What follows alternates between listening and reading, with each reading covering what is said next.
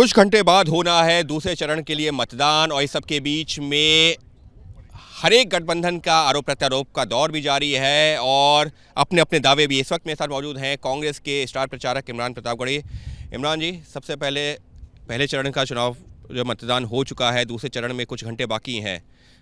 केंद्रीय गृह मंत्री अमित शाह जब जो है यहाँ पर आए हैं इस सीमांचल वाले इलाके में, सबसे पहले उन्होंने कहा है घुसपैठियों को निकाल देंगे। जो भी घुसपैठी जिसका जो है एसआईआर में वोटर लिस्ट में नाम नहीं आया उसको चिन्हित किया जाएगा, कार्रवाई की जाएगी। देखिए, भाजपा के चुनाव लड़ने की अंतिम जो सबसे बड़ी सीमा है वो यही है, घुसपैठी है। झारखंड में चुनाव हो रहा था तो घुसपैठियों को बाहर कर रहे थे, एक भी घुसपैठी आज तक देश के सामने रख नहीं सके। फिर दिल्ली में चुनाव आया तो दिल्ली में घुसपैठियों को बाहर कर रहे थे।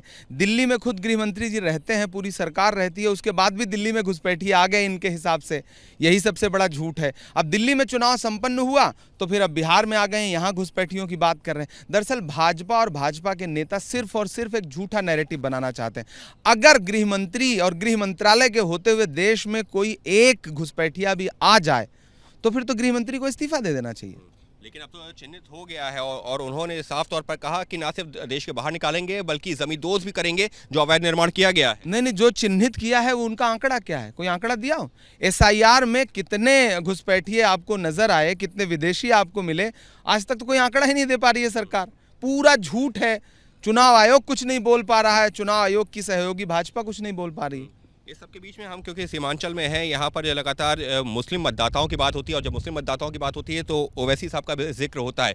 पिछली बार 5 सीटें हासिल की थी, ओवैसी साहब कड़ी चुनौती दे रहे हैं क्या? देखिए, सबसे पहली बात तो मुस्लिम मतदाता भी पहले मतदाता है। सिर्फ सीमांचल में आकर के आप मुस्लिम मतदाता की बात क्यों करते हैं? आप दूसरे जोन में जाकर के किसी और वर्ग के मतदाताओं को पर्टिकुलर उस नाम से तो वोटर उनकी संख्या ज्यादा नहीं, संख्या जाता है तो वो भी भारतीय है ना, भारत के नागरिक हैं, तो वो हिंदुस्तानी मतदाता हैं। तो पहली चीज ये कि ये फ्रेम गलत है। दूसरी चीज ये कि लोकतंत्र में कोई भी चुनाव लड़े लेकिन कोई चुनौती नहीं है। इस बार सीमांचल हो, मिथिलांचल हो, पूर्वी चंपारण हो, सारे अलग अलग जोन जो हैं वो सीधे सीधे सरकार बनाने की लड़ाई लड़ रहे हैं।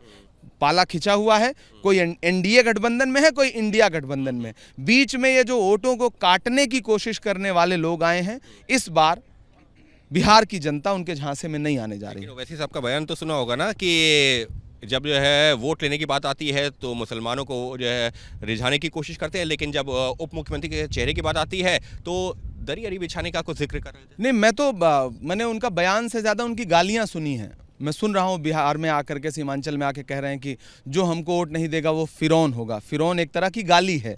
उनके नेता, उनके कई राज्यों के अध्यक्ष, महाराष्ट्र के अध्यक्ष, उत्तर प्रदेश के अध्यक्ष यहाँ आकर के महागठबंधन के प्रत्याशियों को लुच्चा, लफंगा, और वो शब्द मैं इस्तेमाल भी नहीं कर सकता, हरामखोर जैसे शब्द का इस्तेमाल करें। दरअसल ये गालीबाजों की पार्टी है। जो इनको वोट नहीं देगा उसको गाली देंगे। तो सीमांचल इस बार कह रहा है कि चुनाव आते रहेंगे, जाते रहेंगे, लेकिन आप सीमांचल के बेटों को गाली नहीं दे सकते। हमारे अमौर के प्रत्याशी हैं जलील मस्तान, वो लुंगी पहनते हैं, सादे व्यक्ति हैं। बहुत सारे लोग धोती पहनते हैं, लुंगी पहनते हैं, कुर्ता पहनते हैं। उस पर तंज किया तो लुंगी हो, कुर्ता हो, वो सीमांचल का पहनावा है। मैं यहाँ आकर के लोगों से कह रहा हूँ कि भाई ठीक है, आप बहुत अमीर जगह से आए हैं, लेकिन इसका यह मतलब थोड़ी कि आप सीमांचल की गुर्बत का मजाक उड़ाएंगे, सीमांचल के पहनावे का मजाक उड़ाएंगे, आप यहाँ के बच्चों को गाली देंगे, यहाँ के बुजुर्गों को गाली देंगे। ये गलत है और सीमांचल इसके खिलाफ उठ खड़ा हुआ है। सबके विषय प्रधानमंत्री ने जो तेजस्वी यादव को जिस तरह से जो है सीएम फेस बनाया गया है, कट्टा रख के कांग्रेस उस पर उन्होंने ऐलान करवा लिया है। नीतीश जी कट्टा नहीं रख पाए क्या इनके ऊपर? नीतीश जी का ऐलान क्यों नहीं किया इन्होंने? भाई महागठबंधन ने तो एकजुटता का प्रदर्शन करते हुए तेजस्वी यादव को मुख्यमंत्री चेहरा घोषित कर दिया और हमने अपना मैनिफेस्टो रख दिया बिहार के सामने। नीतीश कुमार जी को इन्होंने ना रोड शो में अपने साथ रखा, ना मुख्यमंत्री का चेहरा घोषित किया, उल्टा ललन सिंह से कहलवा दिया कि विधायक दल की बैठक में चुना जाएगा। इसका मतलब नीतीश जी को किनारे लगा दिया है भाजपा ने। लेकिन वो तो ऐलान कर रहे हैं कि देश में ना तो जो है राहुल के लिए ना तेजस्वी के लिए बिहार में, यानी कि राहुल गांधी प्रधानमंत्री नहीं बन पाएंगे, ये यहाँ पर जो है तेजस्वी यादव मुख्यमंत्री नहीं बन पाएंगे क्योंकि वैकेंसी ही नहीं है। अमित शाह ने रैली में बोला। भाजपा जब कोई बात कहती है तो उसके मायने थोड़ा दूर तक होते हैं।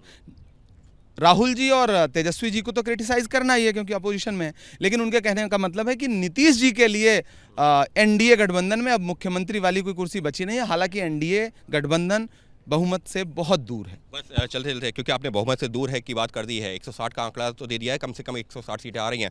आप लोगों का क्या आकलन है दूसरे चरण के मतदान? इस आंकड़े पर उसी तरह हंस रहा हूं जैसे मैं 400 पार वाले पे हंसा था। तो साफ तौर पर आरोप प्रत्यारोप का दौर जारी है और इस सब के बीच में जबकि जो है अंतिम चरण का जो दूसरे चरण का मतदान होना है, लगातार आरोप प्रत्यारोप भी है, अपने अपने दावे भी हैं और यही बिहार की इस राजनीति को और ज़्यादा दिलचस्प भी बना रहा है। सहयोगी कैमरा पर्सन राजेंद्र सिंह के साथ अंकित गुप्ता, एबीपी न्यूज़ पूर्णिया।